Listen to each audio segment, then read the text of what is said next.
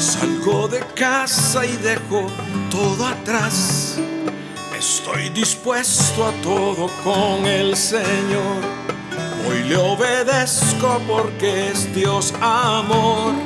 Soy peregrino siguiendo a José. Confío en Dios sin importar el camino.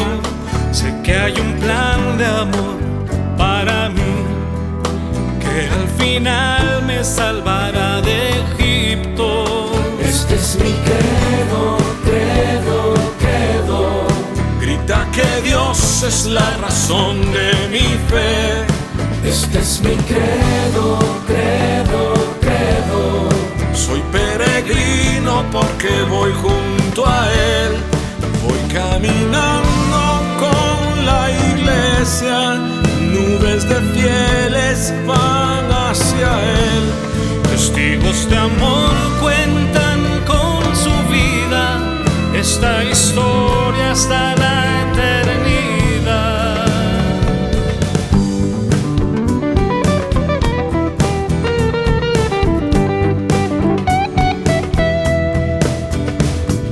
Credo, credo, credo. Credo, credo, credo. Credo, credo, credo. Soy peregrino con gente de a pie, santos sencillos que esparcen la fe. En Dios el Padre, en Jesús y el Espíritu, pueblo de Dios, iglesia peregrina. Este es mi credo, credo, credo. Grita que Dios es la razón de mi fe. Este es mi credo, credo, credo. Soy peregrino porque voy junto a Él. Voy caminando con la iglesia. Sé bien en quién creo con toda certeza. Unido al canto de María, los apóstoles proclamo la fe. Credo, credo, credo. Credo, credo, credo. Credo, credo, credo.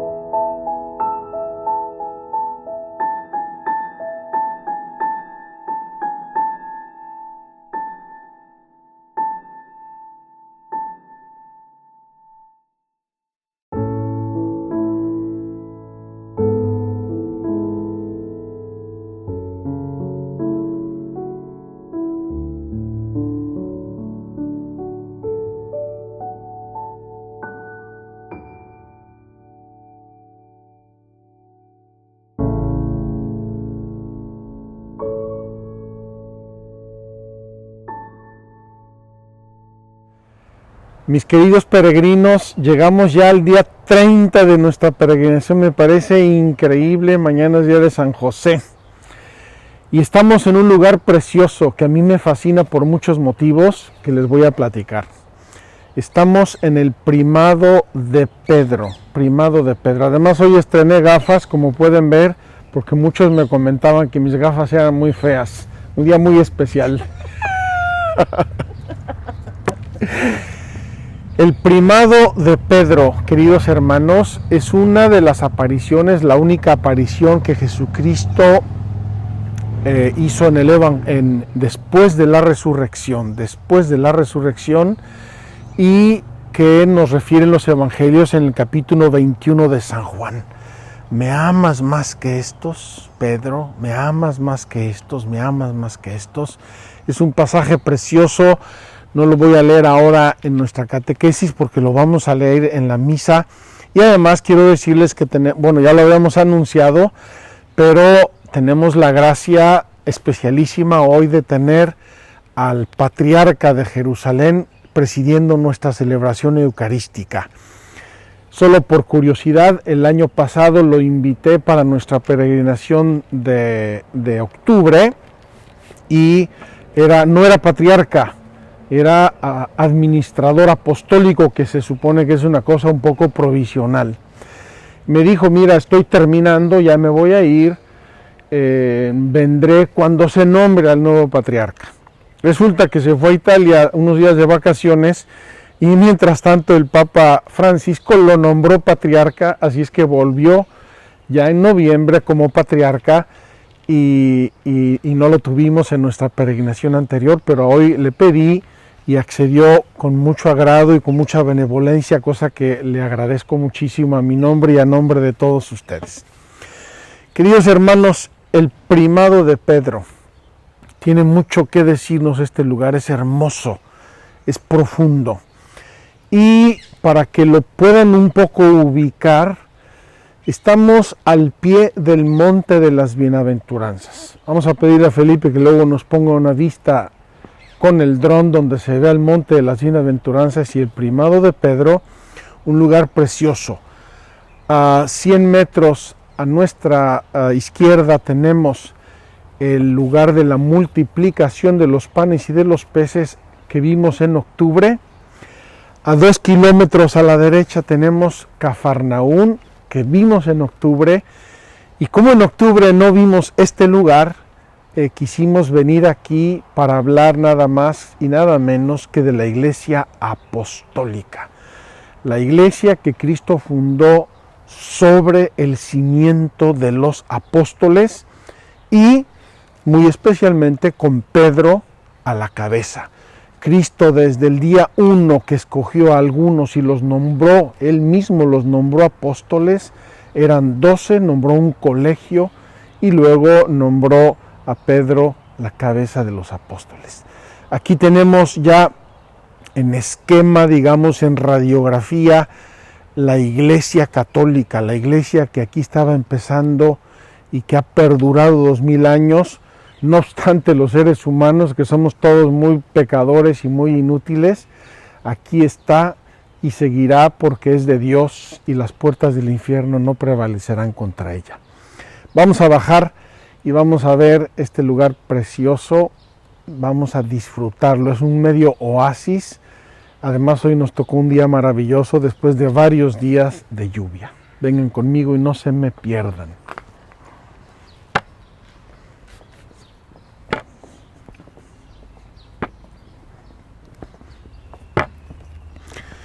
Este lugar, como la gran mayoría de los lugares santos, está custodiado por los padres franciscanos, la custodia de Tierra Santa, y ellos construyeron esta pequeña iglesia donde vamos a tener hoy la celebración eucarística.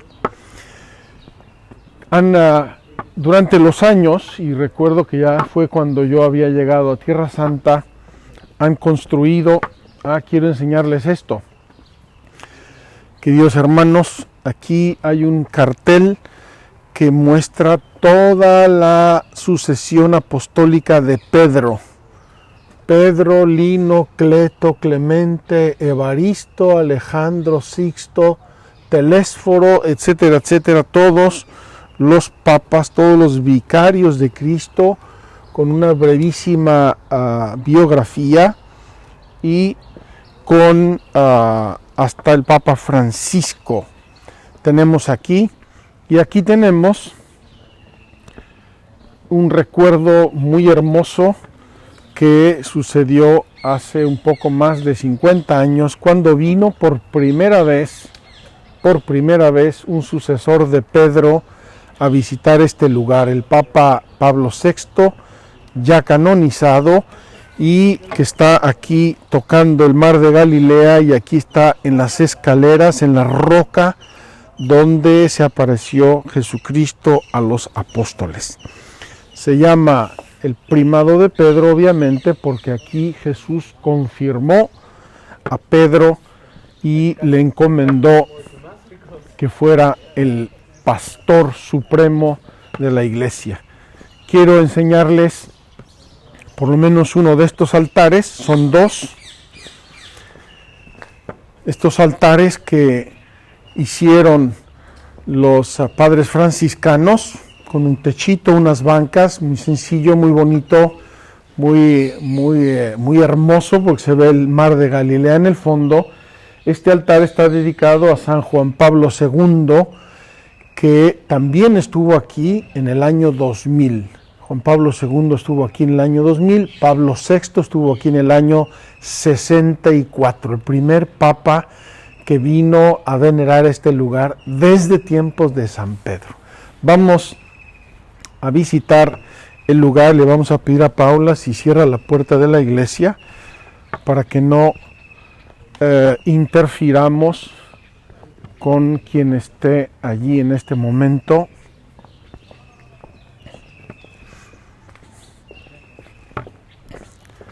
Esto lo han arreglado mucho los padres franciscanos en los últimos 2 o 3 años, porque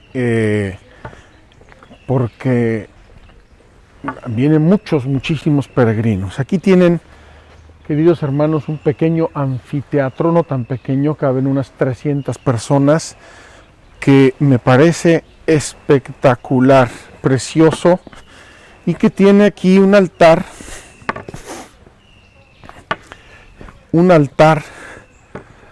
con uno de los X. Felipe, necesito que me saques esto, por favor. Tiene aquí uno de los Ic famosos de la Tierra Santa. Ic, que en latín se escribe en latín Ic. Aquí lo vemos.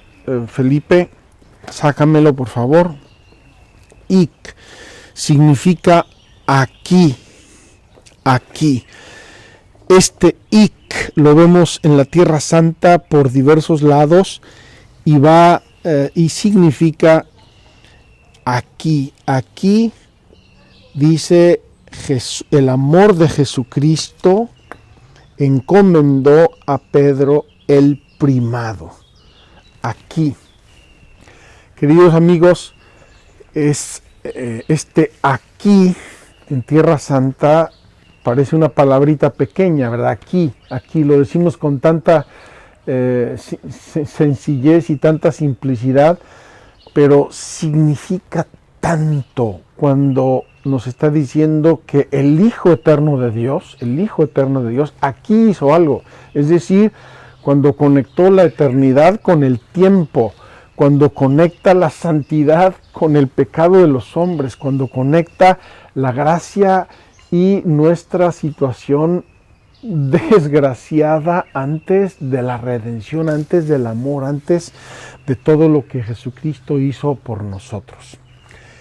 Queridos hermanos, quiero mostrarles una escultura que está aquí, otro aquí, y que es preciosa, muy significativa. Estamos ya a la orilla del mar de Galilea en un espectáculo de día y de panorama precioso. Ahí tenemos a Jesús diciéndole a Pedro: apacienta mis ovejas, y le está entregando simbólicamente un báculo un poco más hermoso y significativo que el mío. apacienta mis ovejas. Qué hermoso aquí a la orilla del mar de Galilea, después de otra pesca milagrosa, de la cual nos dice el Evangelio que sacaron 153 peces grandes, sin contar a otros pescaditos. Vamos a acercarnos aquí a la orilla del mar de Galilea y quiero decirles que el agua ha subido muchísimo. Cuando yo conocí este lugar, bueno, aquí tenemos la iglesia. Esta iglesia fue construida por el año 1910-1920, una iglesia pequeña al lado del mar, sobre la roca donde Jesús había preparado fuego y brasas y estaba esperando a los apóstoles para almorzar. Cuando yo conocí este lugar, el 15 de noviembre del año 2004, el agua llegaba hasta estos escalones.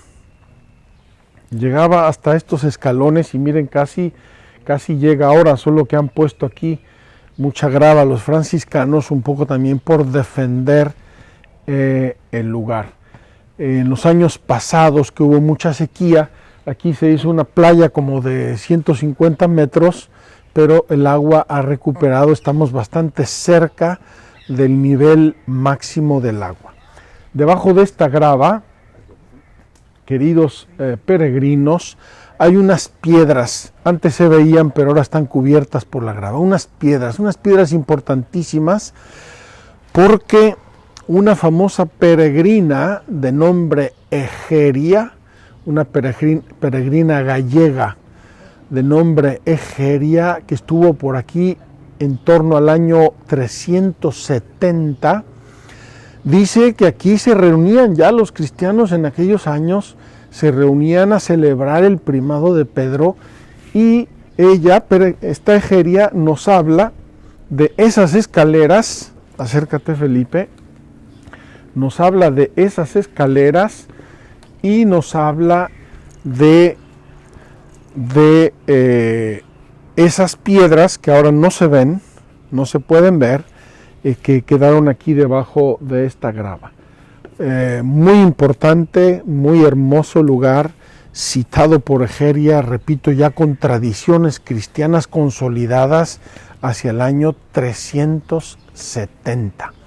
Aquí dentro de la iglesia donde vamos a tener la misa, queridos hermanos, está una lápida que dice Mensa Christi en latín, la mesa de Cristo, donde Cristo preparó el almuerzo para los apóstoles y donde desayunaron con él después de una noche de pesca infructuosa, pero Jesús les dijo: lancen las redes a la derecha y van a sacar pescados. Es hermosísimo este lugar.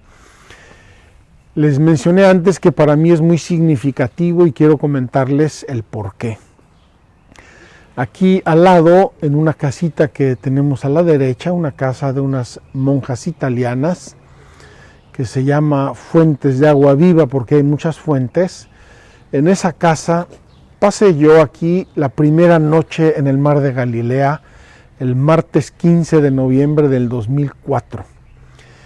Y en la madrugada del miércoles 16, en la madrugada me desperté y bajé aquí y estuve por aquí viendo el amanecer.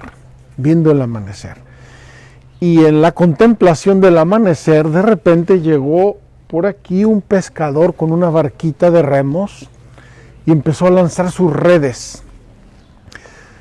Queridos amigos, fue tan hermoso y tan conmovedor ese momento para mí, que por algún motivo Dios lo utilizó para inspirarme lo que ahora es el centro de Magdala. Ese proyecto de Magdala que gracias a Dios hemos podido hacer durante tantos años y gracias a muchos de ustedes, y aprovecho para agradecer la generosidad y el cariño de muchos de ustedes que nos están mandando ayudas para pasar este periodo tan complicado, pues gracias a Dios, gracias a muchos de ustedes, hemos logrado hacer el proyecto de Magdala. Aquí se me ocurrió, entre comillas, aquí lo pensé en la madrugada del día 16 de noviembre del año 2004. Vamos a pasar a nuestra catequesis y así nos preparamos con esta catequesis para nuestra misa en unos minutos con el Patriarca de Jerusalén. Vengan conmigo. Muy queridos peregrinos, me da muchísimo gusto dirigirles esta catequesis sobre la Iglesia Apostólica. Ya hemos visto la Iglesia una, la Iglesia Santa, la Iglesia Católica y la Iglesia Apostólica. Y qué bendición de Dios tener hoy con nosotros al mismísimo sucesor de Santiago Apóstol, primer obispo de Jerusalén. Es una gracia y una bendición. Vamos a ver nuestra catequesis. Hoy es un tema muy sencillo, pero muy importante. Quiero rumiarlo bien con ustedes, si me permiten. La Iglesia Apostólica. Dice así el Catecismo en los números 853 y siguientes. La Iglesia es apostólica porque está fundada sobre los apóstoles. Ya les he dicho que Jesucristo desde el principio tenía muchos discípulos, muchos seguidores, pero un buen día de todos esos seguidores llamó a 12, los llamó por su nombre, como dicen los evangelios repetidamente, y los nombró apóstoles, es decir, enviados, embajadores. Y nombró 12, que recuerda las 12 tribus de Israel. Ya estuvimos en Tel Dan y estuvimos en Betel, el sueño de Jacob, que luego se llama Israel, que tiene 12 hijos, las 12 tribus de Israel, el inicio de ese pueblo de Dios que ahora Dios mismo va a convocar en torno a los pastores, a los apóstoles. Dice el Catecismo que apostólica tiene 3 significados por lo que respecta a los apóstoles. Primero, fue y permanece edificada sobre el fundamento de los apóstoles, testigos escogidos y enviados en misión por el mismo Cristo.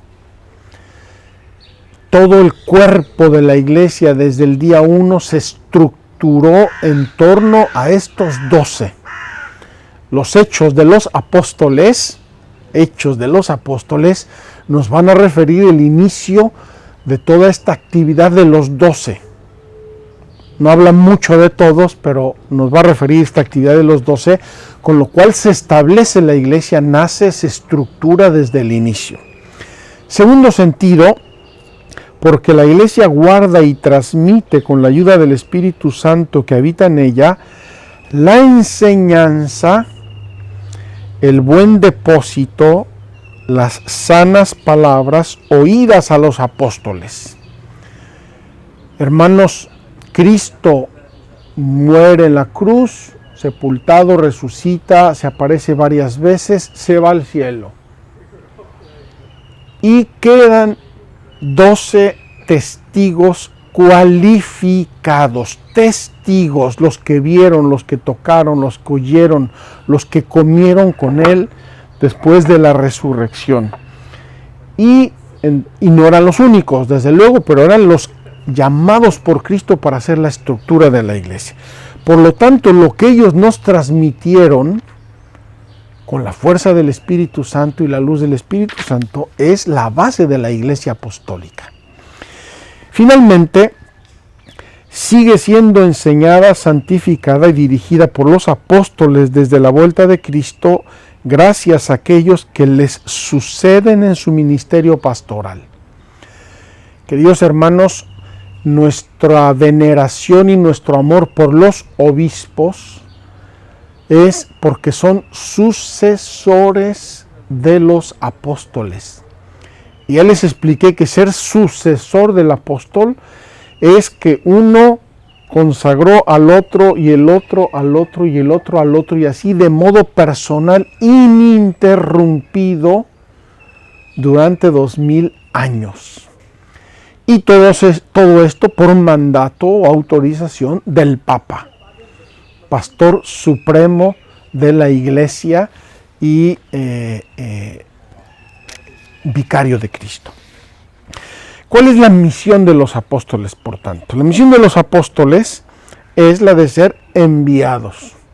Apóstol, enviado. Y esto reproduce lo que el mismo Cristo era.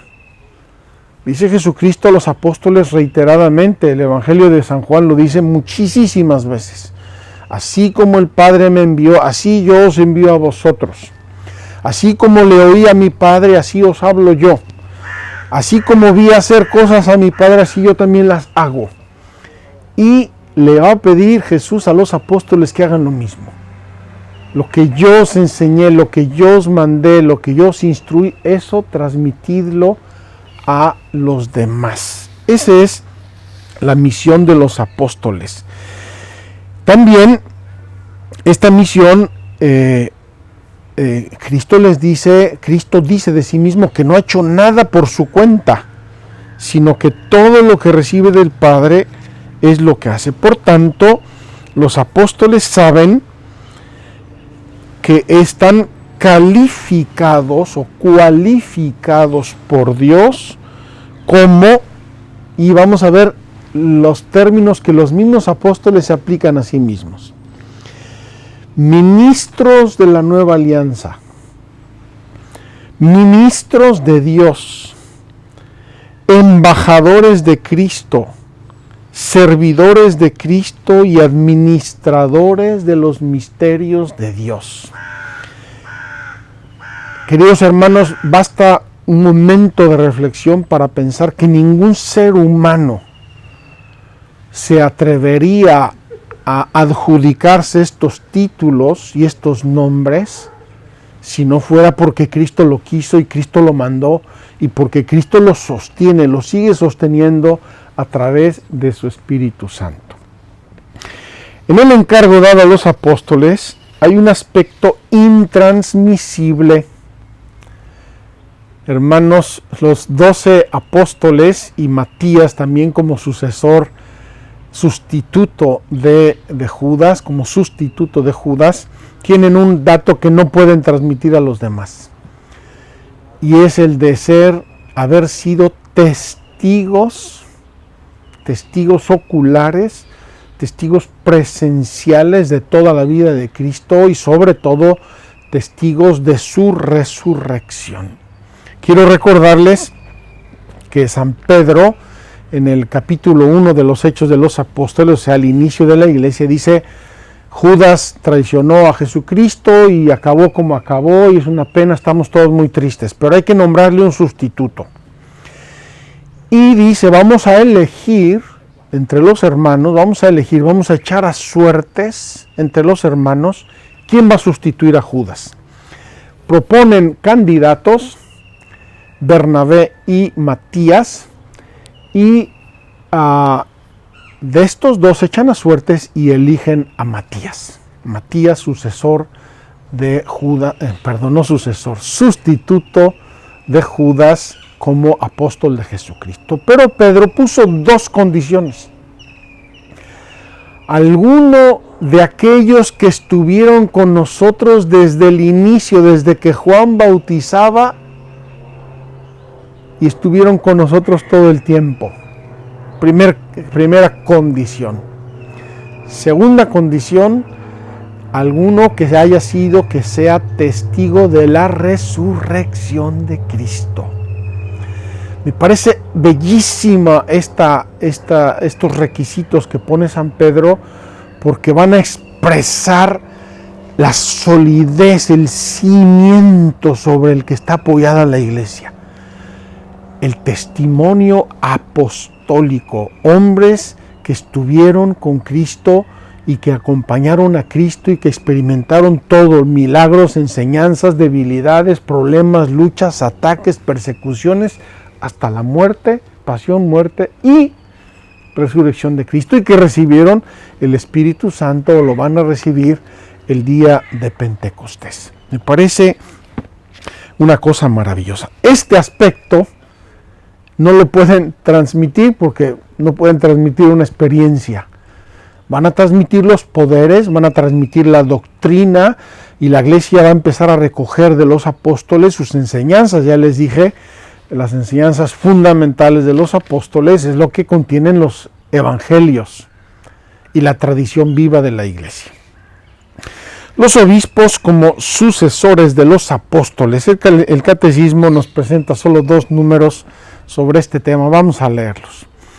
Para que continuase después de su muerte la misión de a ellos confiada.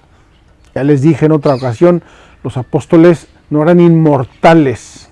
Los apóstoles un día tenían que hacerse viejitos y morir y pasar a la historia.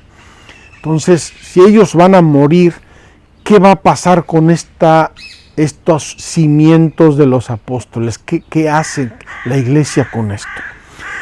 Para que continuase después de su muerte la misión a ellos confiada, los apóstoles encargaron mediante una especie de testamento a sus colaboradores más inmediatos que terminaran y consolidaran la obra que ellos empezaron. Les encomendaron que cuidaran de todo el rebaño en el que el Espíritu Santo les había puesto para ser pastores de la iglesia de Dios. Nombraron, por tanto, de esta manera algunos varones y luego dispusieron que después de su muerte otros hombres probados les sucedieran en el ministerio. En primer lugar, la iglesia empieza a extenderse. El testimonio directo personal de los apóstoles ya no llega a todos. Y entonces empiezan a nombrar otros. Pero además empiezan a morir los apóstoles. Y quiero decirles una cosa que me parece preciosísima y sacrosanta, de la cual vamos a hablar pronto. Casi todos murieron mártires. Casi todos dieron su vida por Cristo, para testimoniar a Cristo y testimoniar la resurrección de Cristo, que no solamente era de Cristo, sino también de nosotros. Es decir, no tuvieron miedo a la muerte como Cristo no le tuvo miedo a la muerte. Nombraron, por tanto, de esta manera a algunos varones y luego dispusieron que después de su muerte otros varones probados le sucedieran en el ministerio. Así como permanece el ministerio confiado personalmente en el Señor a Pedro, ministerio que debía ser transmitido a sus sucesores. Ya les enseñé ahí el póster con todos los sucesores de San Pedro, que a mí me emociona mucho ver ese póster. De la misma manera permanece el ministerio de los apóstoles de apacentar la iglesia, que debe ser ejercido perennemente por el orden sagrado de los obispos.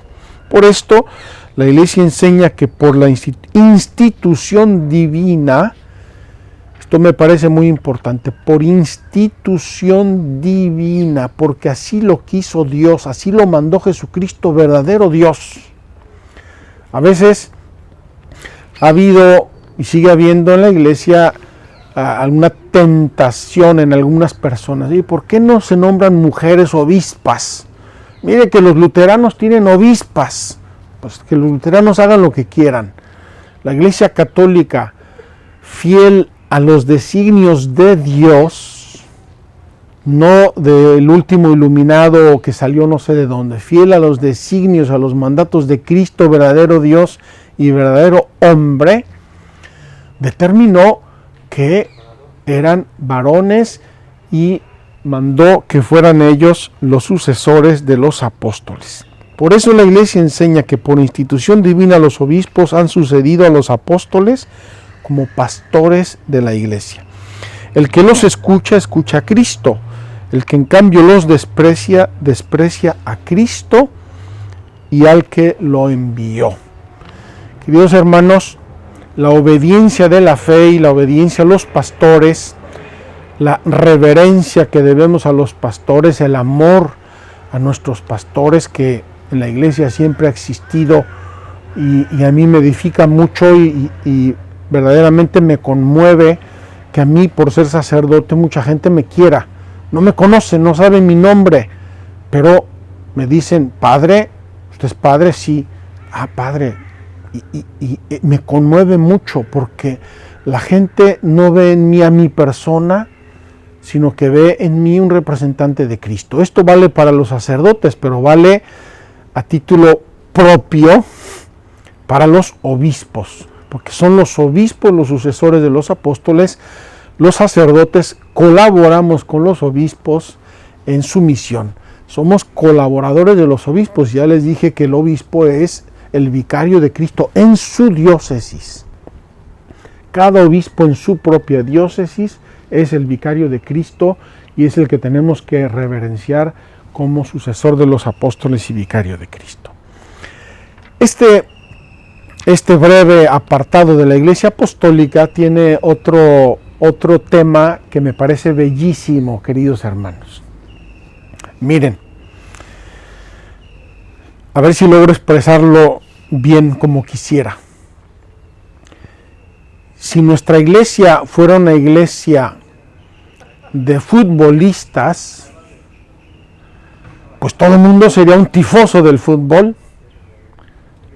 Todos somos futbolistas. Ah, qué maravilla. Pues mira, es una característica de la iglesia ser de fútbol. Ah, pues todos futbolistas, todos con una playera de futbolista, balones por todos lados y fotos dedicadas por los futbolistas. Pero la iglesia es apostólica. Significa que este carácter lo debemos tener todos y cada uno de los miembros de la iglesia. Todos y cada uno de nosotros tenemos que sentirnos apóstoles. Y me parece esto tan importante y tan bello, porque a veces se oye hablar, incluso a católicos, de la iglesia como si fueran los curas, los obispos, los cardenales. Es una cosa de sotanas, es una cosa de sacristía. No. La iglesia es apostólica toda, desde el Papa hasta el último cristiano que bautizaron ayer y que tiene a lo mejor 5 días de nacido. Todos pertenecemos a la iglesia apostólica y todos debemos encarnar este concepto de pertenecer a una iglesia apostólica, es decir, una iglesia enviada. El Papa Francisco dice frecuentemente una iglesia en salida. La iglesia no se puede quedar encerrada en las sacristías, la iglesia tiene que salir y tiene que estar presente donde están las gentes y tiene que buscar a las gentes donde se encuentran, y si se pierden hay que buscarlos donde están perdidos, y si están en el hospital, si están en la montaña, si están en la escuela. Por eso la misión de la iglesia no excluye ningún ámbito, ningún ambiente, absolutamente ninguno. ¿Por qué? Porque ahí donde no está Cristo, donde aún no está Cristo, ahí tenemos que llegar nosotros todos. Dirigidos, gobernados, acompañados por los apóstoles, por los sucesores de los apóstoles, por los obispos, con todo el discernimiento, el pastoral, con toda la guía, con toda la acción santificadora que ejercen los apóstoles y los sacerdotes colaboradores de los apóstoles, pero debemos ir todos. Y mientras haya alguien en el mundo que no conoce a Cristo, queridos hermanos, todos y cada uno de nosotros deberíamos estar sana y santamente inquietos. Primero, nuestra familia, mis hijos, mis nietos, mi ambiente, mi entorno. Segundo, mi lugar de trabajo. Tercero, mis amigos, mis parientes, mis amistades. Que se vea que somos cristianos, que amamos a Cristo, que vivimos como Él nos enseñó. Y por eso el Evangelio es un fermento que va transmitiendo. He hablado varias veces de mi madre, y me van a perdonar si hago muchos ejemplos personales. No quisiera de ningún modo ponerme o ponernos como ejemplo, pero es lo que yo viví, es la fe que recibí. Voy a hablar un momento de mi padre. Mi padre compró un pequeño ranchito, un terrenito en las afueras de mi ciudad, Puebla, en el año 54. Y era un año mariano. Entonces, ¿cómo le puso al rancho? Rancho El Rosario. Rancho El Rosario, de un año mariano, se lo consagró a la Virgen del Rosario. Hizo una capillita en la carretera. Una capillita que veneraba toda la gente de la zona, y cuando pasaban por ahí saludaban a la Virgen, se persignaban. ¿Por qué? Porque mi papá era creyente. Y luego compró otro pequeño terreno y le puso La María. ¿Por qué? Por la Virgen María. Y su negocio, que era, mi papá era ingeniero y hacía estructuras metálicas, su negocio estaba consagrado a María Auxiliadora. ¿Por qué? Porque él se educó con los padres salesianos, que tienen esa devoción de María Auxiliadora, y por eso el negocio veneraba y celebraba la fiesta de la patrona María Auxiliadora. ¿Ven? El rancho, lugar de la familia, descanso de la familia, convivencia familiar.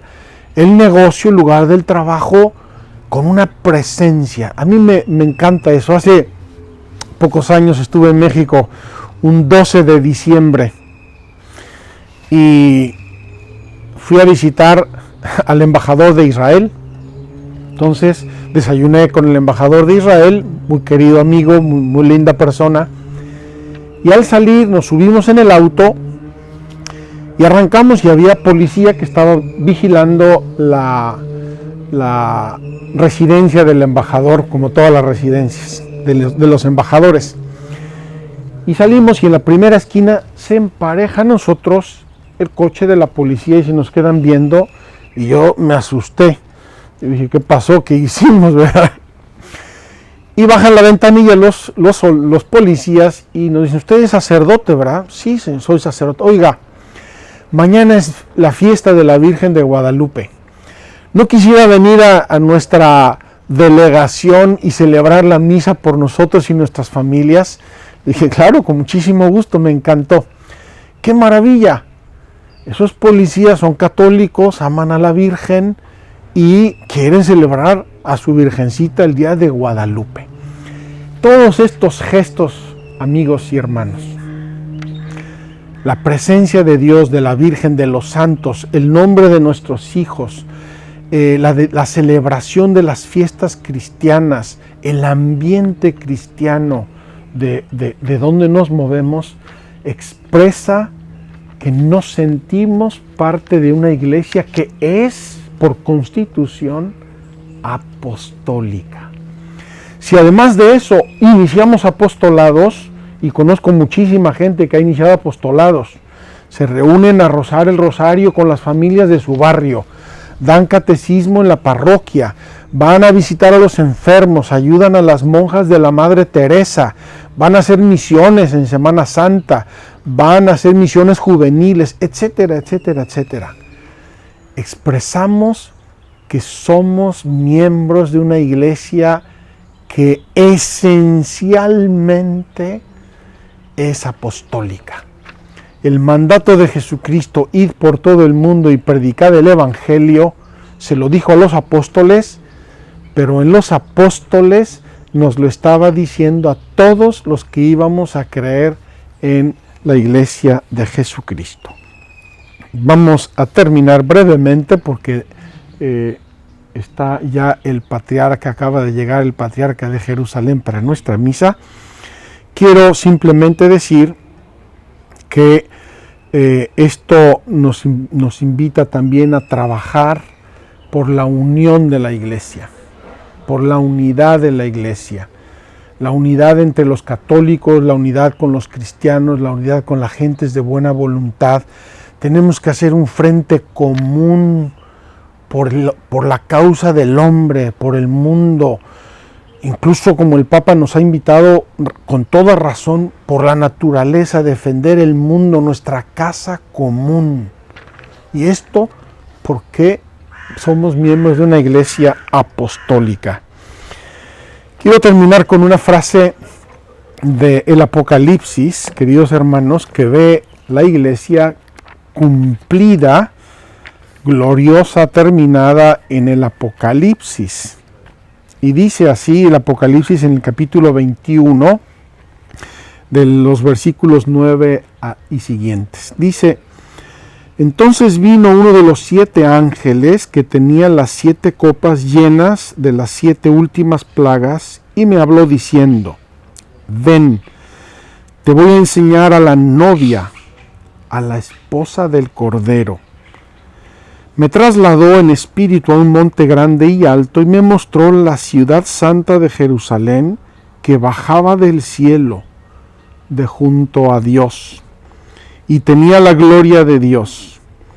Su resplandor era como el de una piedra muy preciosa, como jaspe cristalino.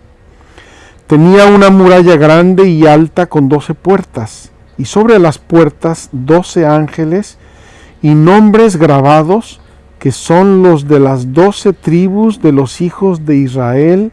Al oriente 3 puertas, al norte 3 puertas, al mediodía 3 puertas, al occidente 3 puertas.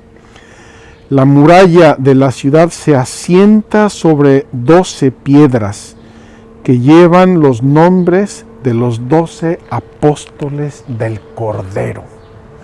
Queridos hermanos, está conjuntando las 12 tribus de Israel, los 12 nombres de los 12 apóstoles del Cordero, en esa Jerusalén celeste que es una imagen bellísima y maravillosa de la iglesia de Cristo, la iglesia gloriosa, la iglesia final, la iglesia de los últimos tiempos, la iglesia a donde todos nosotros queremos llegar.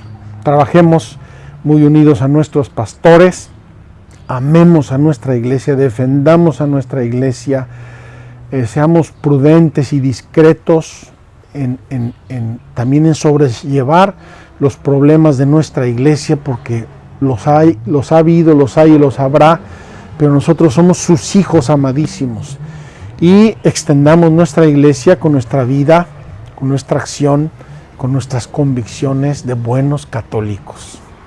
Vamos a prepararnos para la Santa Eucaristía. Muy queridos peregrinos, tenemos la gracia y el honor hoy de tener con nosotros al Patriarca de Jerusalén de los Latinos, su Beatitud Pier Battista Pizzaballa. Me han oído 1000 veces en las misas hablar de nuestro Patriarca Pier Battista, pues aquí tenemos a su Beatitud. Beatitud, muchas gracias, grazie mille della disponibilità per celebrare una messa per tutti i nostri pellegrini.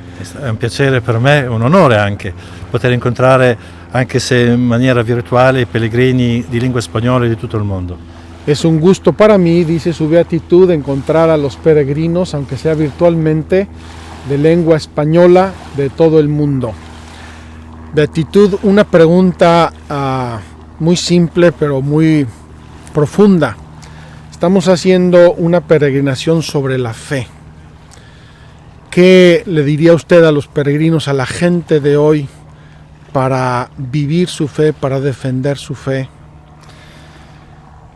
Soprattutto in questo ultimo anno abbiamo sperimentato come non di solo pane vive l'uomo. Dice su Beatitud que en este año pasado hemos experimentado que no vive el hombre solamente de pan. Abbiamo insistito tanto sulla salute, giustamente, sui bisogni dell'uomo, ma abbiamo scoperto anche che abbiamo bisogno di Dio. Hemos insistido mucho en la salud, en el trabajo, en muchas necesidades de los hombres, pero tenemos necesidad sobre todo de Dios. Perché Dio ci dà anche la forza, la speranza e la possibilità di vivere queste difficoltà che stiamo vivendo in questo momento. Porque Dios nos da la fuerza, nos da la esperanza y las posibilidades para afrontar las circunstancias que estamos viviendo. La fede è questo, la fede è riconoscere che Dio è l'autore della nostra vita ed è il cuore di tutto ciò che noi facciamo. Esta es la fe, reconocer que Dios es el autor de nuestra vida y de todo lo que hacemos. Ed è responsabilità nostra della Chiesa aiutare l'uomo a incontrare Dio. Y es una responsabilidad nuestra de la Iglesia de ayudar a los hombres a encontrarse con Dios. Beatitud, He explicado a mis peregrinos un poco el tema de la sucesión apostólica y usted es el sucesor del apóstol Santiago. ¿Qué significa para usted ser el sucesor en la primera diócesis del mundo, que es Jerusalén, la iglesia madre? La madre dice un passaggio: semel mater semper mater. Se sei madre una volta, sei madre per sempre. Dice, citando una frase latina, semel mater semper mater, que quien ha sido madre una vez es madre para siempre. Per cui è la nostra missione, la vocazione della nostra Chiesa, continuare a generare il mondo a incontrare Cristo. Por eso es vocación de nuestra iglesia, quiero pensar en la iglesia de Jerusalén, Chiesa di Gerusalemme naturalmente, la iglesia de Jerusalén naturalmente, de continuar generando cristianos en el mundo. e questo lo facciamo incontrando i pellegrini che vengono da tutto il mondo, testimoniando qui tra ebrei e musulmani cosa significa vivere uniti a Cristo e continuando a dare la nostra testimonianza di pace. Esto lo realizamos acompañando a los peregrinos que vienen de todo el mundo, también testimoniando nuestra fe cristiana a los judíos y musulmanes que viven en esta tierra y apoyando todas las iniciativas de paz. Una última pregunta, Beatitud, porque no quiero abusar mucho de su tiempo. Nos hizo la caridad de venir desde Jerusalén hasta Galilea para celebrarnos hoy la misa y se lo agradecemos mucho. Come un padre Juan non si può dire di no, perché è importuno come il Vangelo. Dice que con el Padre Juan no se puede nunca decir que no porque aprendió el Evangelio que hay que insistir y lo hago con mucho gusto.